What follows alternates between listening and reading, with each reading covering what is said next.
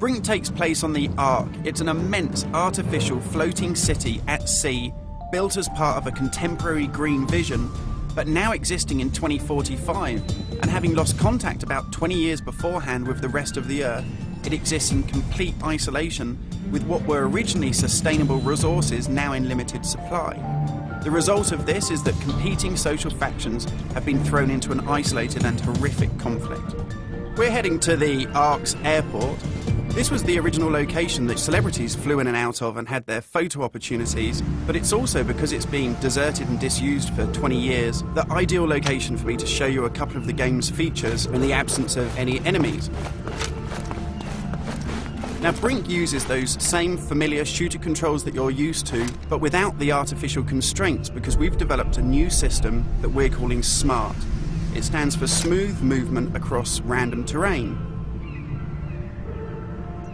If you walk up to something that's an obstacle, just as you would do in any other shooter, you'll stop. But if you want to try and indicate to the game that you want to get somewhere as quickly as possible, using this SMART button, you're able to vault, mantle and climb with ease. And this is a cool system for helping you navigate through the game, but it's not an autopilot. You don't enter a canned animation that you can't get out of. It's great for advanced players too.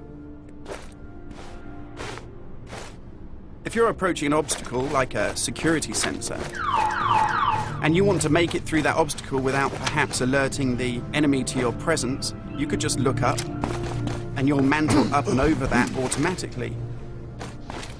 And by the same token, if you use your same SMART button just running towards something and looking down, you'll indicate to the game that you're able to slide under something.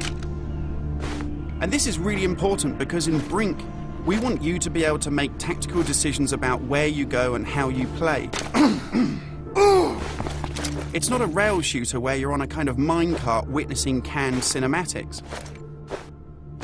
And that's important too, because in Brink, irrespective of whether you play offline or online, you can create a cool identity for yourself that really reflects how you want to play the game.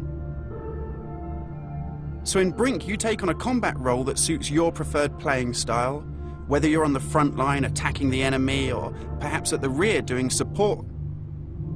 You'll take part in military objectives as part of a coordinated squad. And when you complete these successfully, you'll earn experience points that allow you to unlock cool upgrades for your weapons, really cool abilities that suit the way that you want to play, and also cool outfits that reflect what a badass you are. And you can do this irrespective of whether you play offline in traditional single-player style mode with no internet connection, or play cooperatively with up to 7 friends, or go online and play fully where the entire game is full of strangers.